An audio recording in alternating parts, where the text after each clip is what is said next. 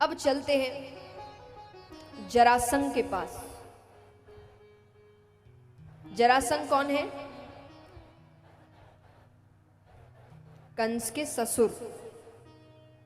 तो कंस की मृत्यु के बाद वो बदला लेना चाहते हैं, तो बार बार आक्रमण कर रहे हैं, बार बार आक्रमण कर रहे हैं। इन्हीं के कारण भगवान ने द्वारिका नगरी बनाई। अब भगवान को लगा कि यहां पर मेरा नुकसान नहीं हो रहा, जरासंध का नुकसान नहीं हो रहा, नुकसान किसका हो रहा है? प्रजा का, सेना का। सेना में जो लोग बार बार युद्ध कर रहे हैं उसमें से कई मारे जा रहे हैं, कितने परिवार खत्म हो जा रहे हैं। भगवान कहे कि ऐसे तो नहीं चल सकता, और पापी है, मारना तो पड़ेगा। पापी वो बहुत था, पर उसके पाप का घड़ा नहीं भर रहा। क्यों नहीं भर रहा? कि वो दान बहुत करता था, दानी था वो। दान भी कैसा? सुबह उठते ही सबसे पहला काम उसका दान करना था। और दान भी कैसा? जो मांग लो वो मना नहीं करेगा। अगर उसके बस की चीज है तो वो मना नहीं करेगा। दान करने से कहते हैं आपके पाप कटते हैं। इसका मतलब ये नहीं कि आप आइडिया लगा लें कि ये अच्छा तरीका है, पाप करो दान करो, पाप करो दान करो। नहीं, ऐसा नहीं है। दंड तो मिलेगा, और वो ज्यादा भयानक दंड होता है। मैं हमेशा कहती हूँ, बच्चे ये खास करके समझते होंगे कि माँ बाप आपकी छोटी छोटी गलतियों पर डांट दे, वो ज्यादा अच्छा है, ना कि 10 गलतियों के लिए एक साथ डांट पड़े, क्योंकि वो डांट ज्यादा भयानक होती है।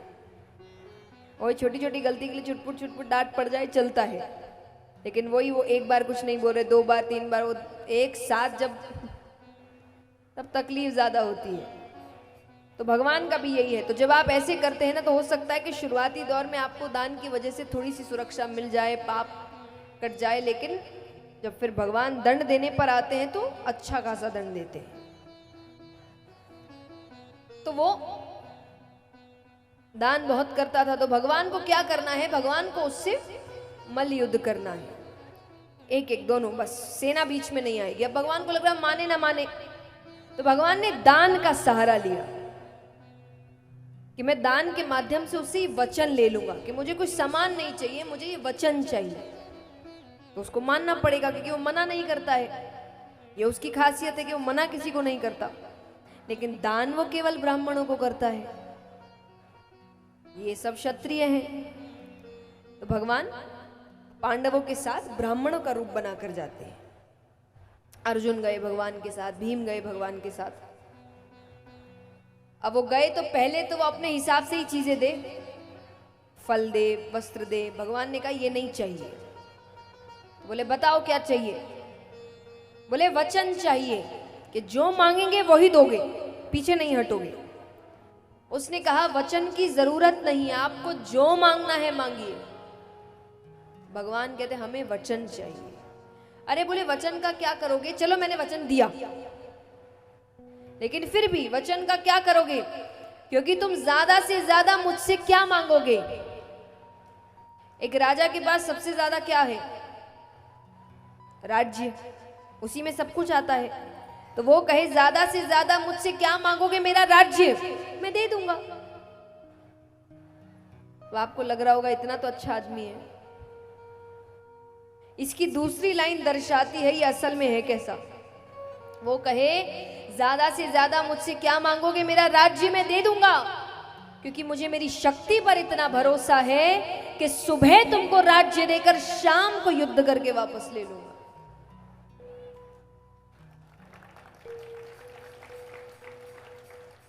अब वो अपनी तारीफ कर रहा है कहीं ना कहीं, मैं ये मैं वो। अब अर्जुन अगर खड़े हैं, वो भी भगवान के साथ, उनको तो सहन ना हो कि भगवान के होते हुए तारीफ किसी और की हो रही है। अर्जुन को क्रोध आ गया। तो क्रोध में आकर उन्होंने कहा जितना कहा जाए उतना ही करो।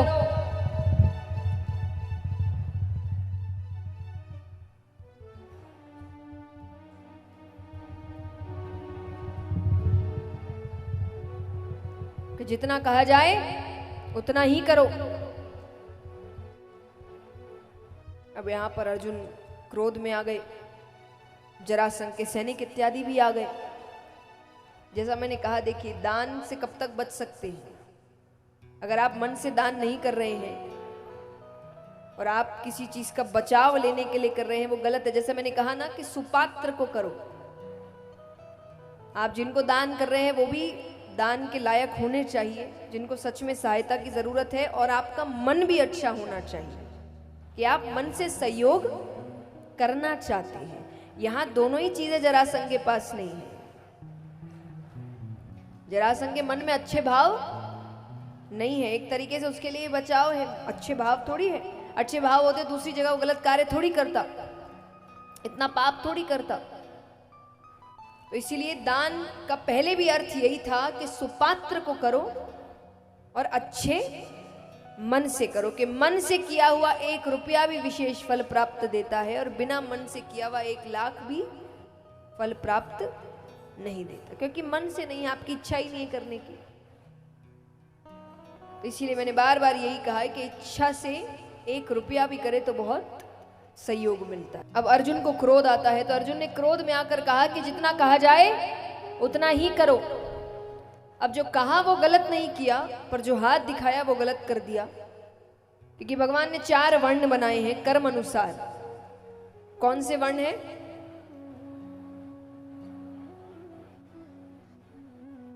ब्राह्मण, क्षत्रिय, वैश्य, शूद्र। कार्य क्या थे? ब्राह्मणों का कार्य क्या था? वह है शिक्षा। गुरुकुल में जितने भी शिक्षक थे वो सब, इसीलिए उनको इतना उच्च स्थान दिया गया कि आपके गुरु सबसे ऊपर होते हैं। जो आपको शिक्षा देते हैं उनका सबसे ऊंचा स्थान होता है। क्षत्रिय का कार्य था युद्ध करना, राजा बनना। वैश्य का कार्य था व्यापार करना, और शूद्र का कार्य था सेवा करना। अब ये चारों वर्ण में ये नहीं था कि एक ही तरफ है, इनका कार्य था। जैसे ब्राह्मण है, उनका कार्य है कि शिक्षा की कमी कहीं नहीं होनी चाहिए, पूरे समाज में सब शिक्षित होने चाहिए। क्षत्रिय का कार्य था कि सबकी रक्षा होनी चाहिए। वो रक्षा देखकर नहीं करते थे, इसकी करना है उसकी नहीं करना है, यानी वो सिर्फ अपने लिए काम नहीं करते थे, सब सबके लिए काम करते थे। तो क्षत्रिय का कार्य था सबकी रक्षा होने चाहिए। वैश्य का क्या कार्य था कि धन का संचार हर जगह अच्छे से होना चाहिए, किसी के पास धन की कमी नहीं होनी चाहिए। और शूद्र का कार्य था सेवा सबकी होनी चाहिए। तो इस प्रकार भगवान ने वर्ण की शुरुआत करी थी। अब पहले लोग अपना अपना कार्य करते थे, समय समय की बात है। तो जब शुरू हुआ नियम अनुसार सब अपना अपना करते थे। तो क्षत्रिय युद्ध करते थे, बाकी कोई भी युद्ध नहीं करता था। तब क्षत्रिय जो बाण चलाते हैं तो प्रत्यंचा चढ़ाते हैं, उस चक्कर में हर क्षत्रिय के अंगूठे पर एक निशान होता है। तो जब अर्जुन ने हाथ दिखाया तो जरासंध की नजर उसके अंगूठे पर पड़ी। वो खुद भी एक क्षत्रिय है, वो पहचान गया। वो कहे तुम ब्राह्मण नहीं हो, तुम तो क्षत्रिय हो। ये देखकर सेना आ गई। अब उनको लग रहा है बहरूपी आए हैं, कौन है, आक्रमण कर दे, कुछ भी हो जाए। तो पूरी सेना आ गई। जरासंध कहे सामने आ जाओ वरना मुझसे बुरा कोई नहीं होगा। कौन हो तुम सब? भगवान कहे अच्छा खासा सब चल रहा था, सब अपने असली रूप में आए। जरासंध कहे कृष्ण क्या काम है तुम्हें? भगवान कहते युद्ध करना है, पर मल्ल युद्ध, सिर्फ मैं और तुम, सेना बीच में नहीं आएगी। वो कहे तो ये बात सीधे सीधे आके कह देते तो मैं मना कर देता क्या? अब देखिए लोग खड़े हैं तो उसको तो मौका मिल गया भगवान को नीचा दिखाने का। तो वो जोर जोर से हंसते हुए कहे पर क्या करे, इसको कोई काम सीधा करने की आदत जो नहीं है, इसने हर काम टेढ़े करे। जन्म कब लिया? मध्य रात्रि में। सबकी नींद खराब करी। थोड़ी देर रुक जाते, सुबह हो जाती, पर मध्य रात्रि में जन्म लिया। कहां लिया? कारागार, जेल में जन्म लेने की जगह है। खड़े टेढ़े होते हो, बंसी टेढ़ी रखते हो, मुकुट टेढ़ा रखते हो, काम टेढ़े करते हो, खुद का नाम भी ऐसा रखा है जिसको कहने में जीभ को टेढ़ा करना पड़े, कृष्ण। अर्जुन कहे इसीलिए कहा जाता है टेढ़े आदमी के साथ नहीं लगना चाहिए।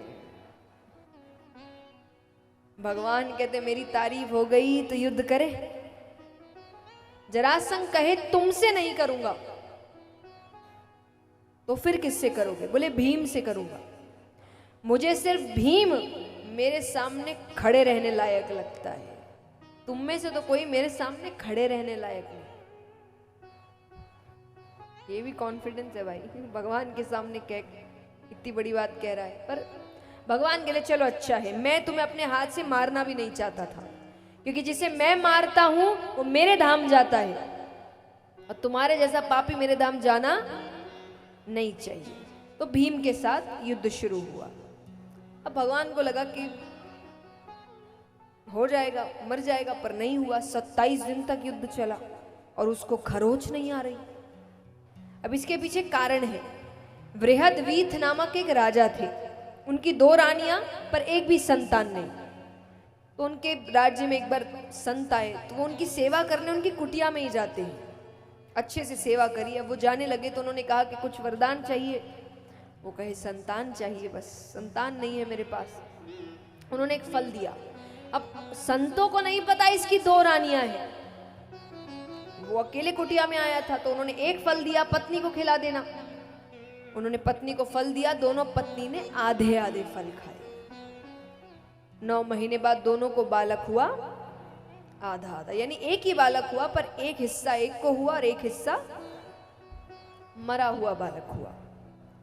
अब रात्रि में हुआ तो राजा को लगा कि ये खबर प्रजा तक चली गई तो प्रजा डर जाएगी कि ये क्या हो गया। तो उसने रातों रात वो 2 हिस्से जंगल में फेंक दिए।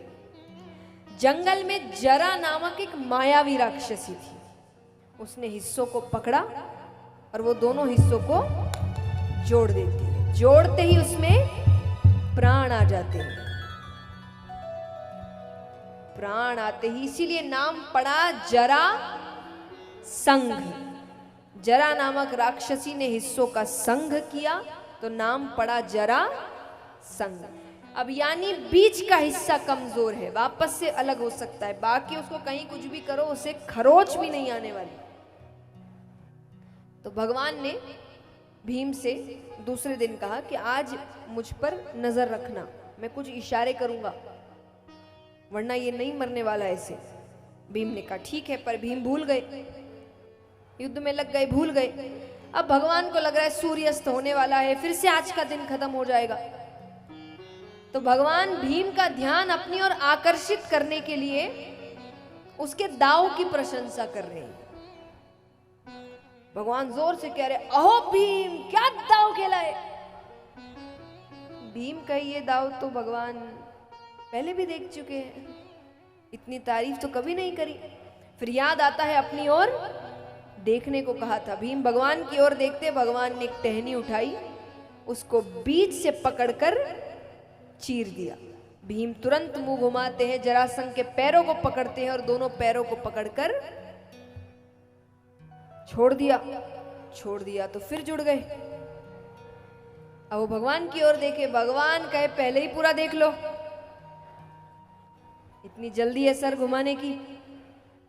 भगवान ने फिर पैरों को पकड़ा और चीरते हुए 2 विपरीत दिशाओं में फेंका कि अब वो सामने नहीं आने चाहिए। तो भीम ने पैरों को पकड़ा, चीरते हुए 2 विपरीत दिशाओं में फेंका। इस प्रकार जरासंध का वध होता है।